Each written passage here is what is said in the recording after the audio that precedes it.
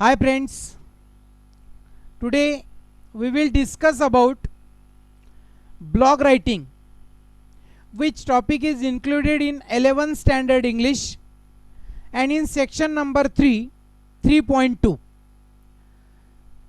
त्यापूर्वी मी माझ्या चॅनलवर तुमचं सगळ्यांचं स्वागत करतो. आता आपण 11वीच्या आणि 12वीच्या नवीन बदललेल्या सिलेबसमध्ये हे असे नवीन टॉपिक पाहतो आहोत. ईमेल रायटिंग, ब्लॉग रायटिंग, त्याच्यानंतर expansion of idea, statement of purpose, drafting a speech, असे अनेक आहेत.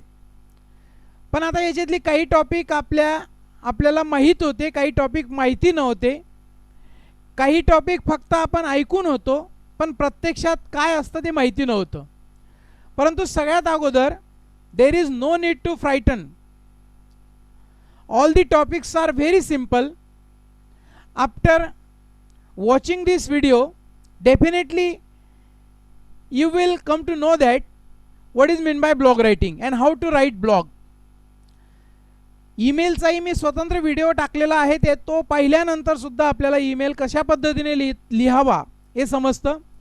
स्टेटमेंट ऑफ पर्पज आहे, म्हणजे नवीन वाटणारे टॉपिक त्या ठिकाणी आपल्याला व्हिडिओ पाहिल्यानंतर सोपे वाटायला लागत आहेत. आता पाहूया आपण blog writing. What is mean by blog writing? First of all, do you know what is mean by blog? In 1994, when blogs began, a blog was more of a personal diary that people shared online. 1994 च्या अगोदर जेव्हा ब्लॉगचा शोध लागला, त्याच्या अगोदर हे एक personal diary होतं, म्हणजे डायरी लिहिणं मराठीत म्हणतो आपण. दैनंदिनी जे आपण पर्सनल आपल्या व्यक्तीपर्यंत म्हणजे आपल्यापर्यंत ती सीमित होती. But after that, in 1994, people start to share online. लोक जे काही लिहित होते ते ऑनलाइन शेअर करायला लागले ब्लॉगच्या माध्यमातून. In this online journal, you could talk about your daily life or share about your things that you were doing. Then people saw an opportunity to communicate information in a new way online. Thus began the beautiful word of blogging.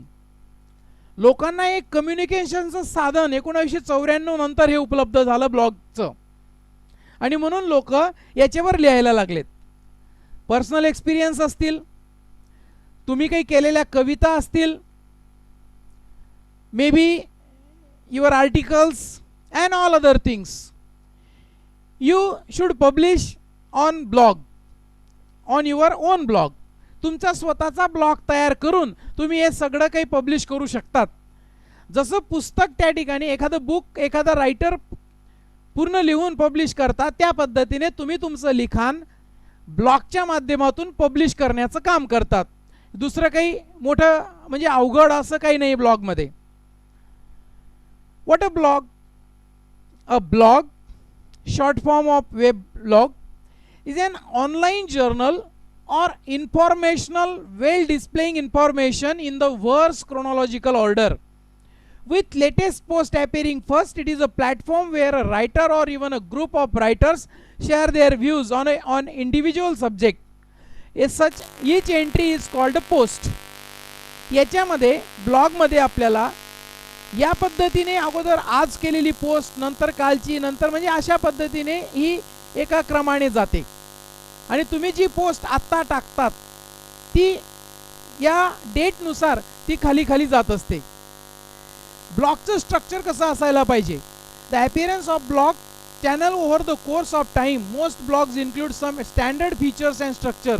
Here are some common features that a typical blog will include. Typical ब्लॉगमध्ये काय असतं, common features काय असतात, हे त्या ठिकाणी आपल्याला सांगितलेलं आहे. बघा, याच्यामध्ये header with the menu or navigation bar. Second one is main content area with highlighted or latest blog post. Sidebar with social profile, favorite contents or call to action, and footer with relevant links like a disclaimer, privacy policy, contact page, etc. आता header आणि footer या दोन गोष्टी बघा, वरचं आणि शेवटचं. Heater म्हणजे वरती त्या ठिकाणी एका पेजच्या वरचा जो काही पार्ट असतो त्याच्यामध्ये एक मेनू, नेव्हिगेशन बार वगैरे असतो, ते मी पुढच्या याच्यामध्ये तुम्हाला सांगणारच आहे. मेन कंटेंट एरिया असतो मध्ये लेटेस्ट ब्लॉगचा, म्हणजे जे आपण लिखाण करणार आहोत. साईड बार असतात, साईड बार टूल्स, त्याच्यामध्ये प्रोफाईल असतं आपलं, फेवरेट कंटेंट असतात, कॉल टू ॲक्शन असतं, आणि फुटर म्हणजे खाली हेड, फुटर खालचा भाग की ज्याच्यामध्ये लिंक दिलेल्या असतात वेगवेगळ्या. तुम्ही जे काही वेगवेगळे लिखाण टाकलेलं असेल त्याच्याबद्दलच्या डिस्क्लेमर दिलेलं असतं, प्रायव्हसी पॉलिसी दिलेली असते आणि कॉन्टॅक्ट पेज दिलेलं असतं. मात्र तुम्ही जेव्हा ब्लॉगचं लिखाण करतात, एक 12वीचा जर आपण विचार केला तर या गोष्टी तुम्हाला महत्त्वाच्या नाही आहेत. एक तुम्ही नंतर त्या ठिकाणी जेव्हा लिखाण करायला लागलात तर त्यावेळेस मात्र या गोष्टींचा विचार करणं तुम्हाला गरजेचं आहे. Here's a list of reasons why people blog and how blogging can benefit your personal or professional life. म्हणजे तुमच्या जीवनात कसा याचा प्रभाव पडतो आणि फायदा होतो. Express your self and share your passions make a difference. म्हणजे तुम्हाला स्वतःला व्यक्त होण्यासाठी इथं चान्स असतो. शेअर इंटरेस्टिंग इन्फॉर्मेशन, तुमच्याकडे असणारी महत्त्वाची आणि इंटरेस्टिंग इन्फॉर्मेशन तुम्ही इथं शेअर करू शकतात. रिफाईन युअर रायटिंग स्किल, तुमच्याकडे जे काही रायटिंग स्किल आहे त्याला रिफाईन तुम्ही करू शकतात. कारण जेव्हा आपण खूप वाचतो, when we read more things then definitely we refine our writing skill. आपलं रायटिंग स्किल केव्हा सुधारतं? जेव्हा आपण खूप वाचन करतो तेव्हा आपलं रायटिंग स्किल सुधारतं. आणि म्हणून त्यासाठी उत्तम प्लॅटफॉर्म आहे. This is very wonderful and very nice platform for the beginners also and the people who write well. Then learn how to make online money. ब्लॉगच्या माध्यमातून आपण ऑनलाईन मनी म्हणजे पैसे सुद्धा कमवू शकतो. आपल्या ब्लॉगला जेवढे जास्तीत जास्त व्ह्यूज होतील, जेवढे जास्तीत जास्त लोकांनी भेट दिली, तेवढं त्या ठिकाणी याच्या माध्यमातून आपल्याला पैसा कमवता येत असतो. बिल्ड युअर प्रोफेशनल नेटवर्क, आणि आपण एक व्यावसायिक आपलं नेटवर्कसुद्धा, समजा असं म्हणतात की माझ्या ब्लॉगला 2 लाख लोकांनी भेट दिली, माझ्या ब्लॉगचे 3 लाख व्ह्युअर्स आहेत, म्हणजे तुमचं प्रोफेशनल नेटवर्क जे आहे ते सुद्धा याच्याने वाढतं. ऑन मोर मीडिया एक्सपोजर, आणि याच्याने तुम्हाला जे काही सर्व काही मीडियाज आहेत, मीडिया आहेत, याचं एक एक्सपोजरसुद्धा तुम्हाला इथं मिळतं. Importance of blog, blogs refine your thoughts, आपल्या विचारांना सुद्धा याच्याने चालना मिळते. जेव्हा आपण लिखाण, एखादा रायटर लिखाण करतो, that time definitely he refine his thoughts also. In the same way here when we write blogs then we also refine our thoughts. Blogs reward the creator, मागेच सांगितलं ऑनलाईन मनी रिवॉर्ड म्हणजेच तो reward झाला.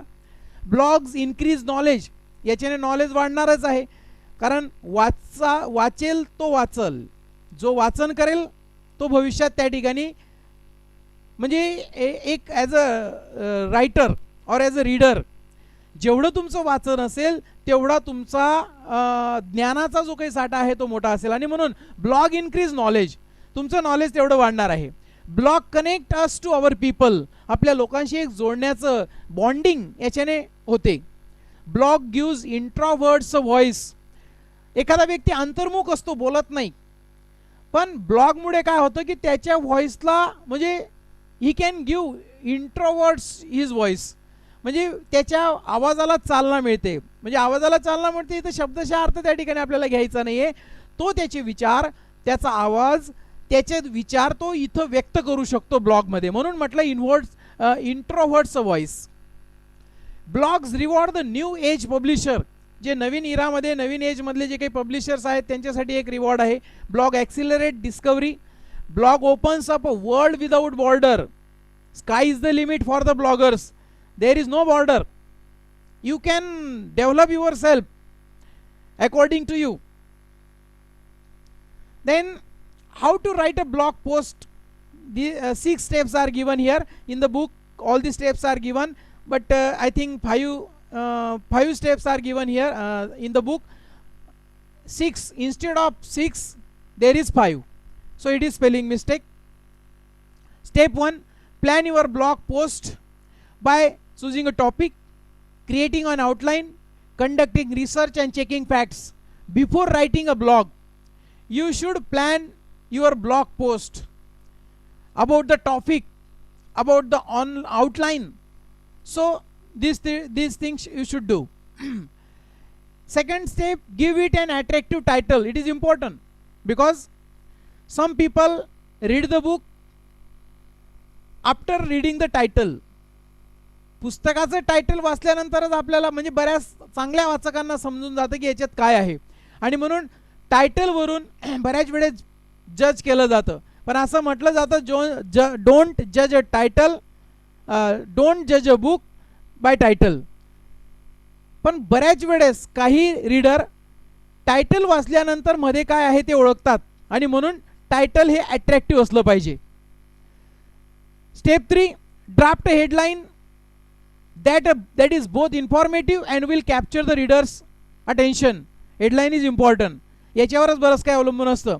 आपण एखादा एखादं channel पाहतो, आणि चॅनल पाहताना म्हटलेलं असतं भारतातलं 1 नंबरचं चॅनल, ते शेवटच्या नंबरचं असलं तरी ते म्हणतात भारतातलं 1 नंबरचं चॅनल, आणि सर्वप्रथम आमच्या चॅनलवर ही बातमी दाखवली जाते. आपण जर सगळे चॅनल पाहिले तर सगळ्या चॅनलवर तीच बातमी चालू असते, पण हे काय म्हणतात सर्वप्रथम आमच्या चॅनलवर. आणि त्याच्यामुळे काय होतं, रीडरचं अटेन्शन जे आहे आपण टेलिव्हिजनच्या याच्याबद्दल बोलत राहिलो तर तिथं जे वॉच करतात व्ह्युअर्स आहेत त्यांचं अटेन्शन तिथं कॅप्चर होतं. पण इथं ब्लॉगमध्ये जर चांगला हेडलाईन असेल तर रीडरचं अटेन्शन कॅप्चर होण्यासाठी मदत होत असते. Step 4, have an introduction, lead and concluding paragraph. जसं आपण लेटरमध्ये करतो, जसं आपण ईमेल रायटिंगमध्ये करतो, in the same way.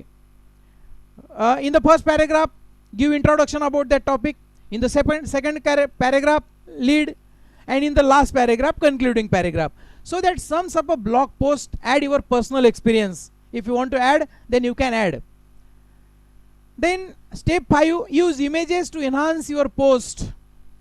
So it is important, when you use image then it is useful. Improve its flow, add humor and explain complex topics. Humor is also important because nowadays in this life humor is important. And explain complex topic. Use short paragraphs, simple and short sentences and words, because it is not important that if you use very sophisticated language then it is useful to others. No, if you use simple and short sentences then it's okay. Step 6, edit your blog post. Make sure to avoid repetition. Read your post aloud to check its flow. Have someone else read it and provide feedback. Keep sentences and paragraphs short. It is alright to delete or modify your writing at the last moment. End your post with a discussion question. आता याच्यामध्ये त्या ठिकाणी दिलेला आहे आपल्याला की तुमची blog तुम्ही पब्लिश करण्याच्या अगोदर, पोस्ट करण्याच्या अगोदर रिपिटिशन अवॉइड करा. काही मिस्टेक्स असतील त्या दुरुस्त करून घ्या. एखाद्याला रीड करायला द्या, त्याच्याकडून फीडबॅक मागा. So what will happen if you write particular, then definitely other people will like it, and they will share to others also. So maximum people visit to your blog. So this is very important. आता ब्लॉगचं आतापर्यंत जे काही आपण तिथं सांगितलं ते तुम्हाला blog काय ते माहिती होण्यासाठी ठीक आहे. परंतु आता आपण जर परीक्षेच्या दृष्टिकोनातून विचार केला तर तुम्हाला हे विचारलं जाणार नाहीये की ब्लॉग म्हणजे काय, what is mean by blog, what are the benefits of blog writing. No, not such kind of questions will ask in the activity sheet. So what kind of question will be there? Write a blog on dash dash dash topic. अशा टॉपिकवर तुम्ही blog लिहा. मग blog लिहिण्यासाठी आपल्याला काय करणं गरजेचं आहे. जसं मी ईमेलच्या व्हिडिओमध्ये तुम्हाला सांगितलं होतं, ईमेल लिहिण्यासाठी एक आउटलाईन तशी तुम्हाला करावी लागेल. आउटलाईनमध्ये अगदी रेखीव आखीव आणि तिथं चित्र काढत बसायची नाहीत, एवढा वेळ नाही आपल्याला. It is only for 4 mark. हे 4 मार्कासाठी आहे आणि ते अपेक्षित नाही. पिक्चर्स काढा, रंगवा, सजवा, नो. म्हणून अशी एक सिंपल, बघा इथं मी तुम्हाला दाखवलेलं आहे, या पद्धतीने एक सिंपल आउटलाईन काढून घ्या. आता तुम्ही म्हणणार इथं तर भरपूर चित्र आहे, ते फेस आहे, हे सगळं आहे. काही नाही, गरज नाही तेवढी. फक्त त्या ठिकाणी इथं जर समजा तुम्हाला एवढं असं काही करता आलं तर ठीक, ती पण आवश्यकता नाही. इथं फक्त हे ए टेक्स्टचा हा टी, त्याच्यानंतर हे एवढ्या सगळ्या गोष्टींची आवश्यकता नाही आहे. याच्यापैकी तुम्ही एखादी गोष्ट जरी इथं टाकली तरी भरपूर आहे. आणि या पार्टमध्ये बघा ही मी कर्सर करतो आहे, तिथं तुम्ही हे न्यू पोस्ट हे मात्र टाका. न्यू पोस्ट आणि कमेंट्स, एवढे 3 गोष्टी लिहायला फारसं त्या ठिकाणी वेळ लागणार नाही आहे. एक अशा पद्धतीने वरती एक टायटलसाठी अशी एक रेष द्या.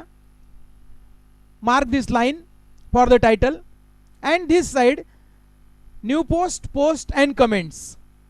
So this is the outline. No need to draw all these figures which are given here, but this is the outline. Now see, this is the outline. Very few things are there. I think not more than email writing. Email writing मध्ये याच्यापेक्षा थोड्याशा 2-4 गोष्टी आपल्याला जास्त add करायच्या आहेत, पण email रायटिंगपेक्षा अगदी कमी गोष्टी इथं आपल्याला आउटलाईनमध्ये टाकायच्या आहेत. मात्र हे निदान तुम्हाला ब्लॉगची आउटलाईन ती दिसली पाहिजे. तुम्ही ब्लॉग लिहिता आहे तेवढं तरी मात्र तिथं करणं गरजेचं आहे. बघा हा तुमच्या बुकमधला this blog is in your from your text book of 12th standard. उत्सव गोवा, दिवाळीचो फलार, it's Diwali time in India. म्हणजे काय काय दिलेलं आहे. बिगिनिंग आहे, त्याच्यानंतर लीड आहे आणि त्याच्यानंतर कन्क्लुडिंग पॅरेग्राफ.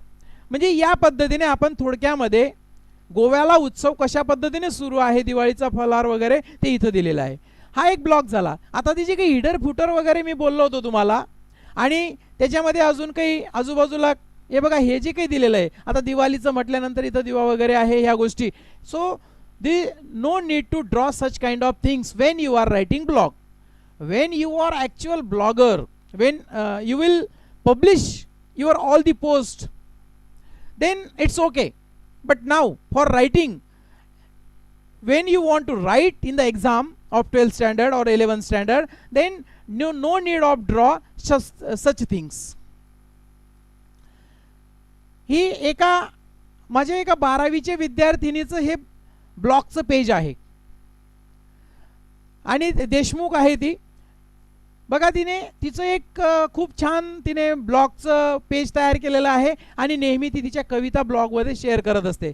आता ठीक आहे, तिने हे बघा टायटल दिलेलं आहे, युनिक क्रिएशन आहे तिचं. आत्ताच नुकतंच तिने शेअर केलं 20 ऑक्टोबरला ही पोएम एकटेच म्हणून मराठीत. ती मराठीत आणि हिंदीमध्ये तिचं ब्लॉग वगैरे शेअर करते, म्हणून एक तिची परवानगी घेऊन मी हा स्क्रीनशॉट तुम्हाला टाकलेला आहे. तर हे जे काही देशमुख क्रिएशन वगैरे ह्या सगळ्या गोष्टी ज्या आहेत या इथं तुम्हाला हिडर फुटर आणि या सगळ्या गोष्टी इथं दिसतात. पण या एवढ्या सगळ्या गोष्टी आवश्यकता नाही, आपल्याला फक्त हा मधला पार्ट आहे, हा महत्त्वाचा आहे. आणि ते मागे तुम्हाला ज्या 2 गोष्टी मी शेअर केल्या त्या, तर या पद्धतीने तुम्हाला ब्लॉग लिहायचा आहे. It's very easy. No need to panic. घाबरण्याचं काम नाही आहे. ब्लॉग म्हणजे एकदम मोठं काहीतरी आहे असं काही समजण्याचं काम नाही. It's very simple. So I hope after watching this video you will write a very beautiful blog and try to write. So if you like my video, please subscribe my channel, like it, share it and comment on it. I am thankful to you all for watching my video. Thank you.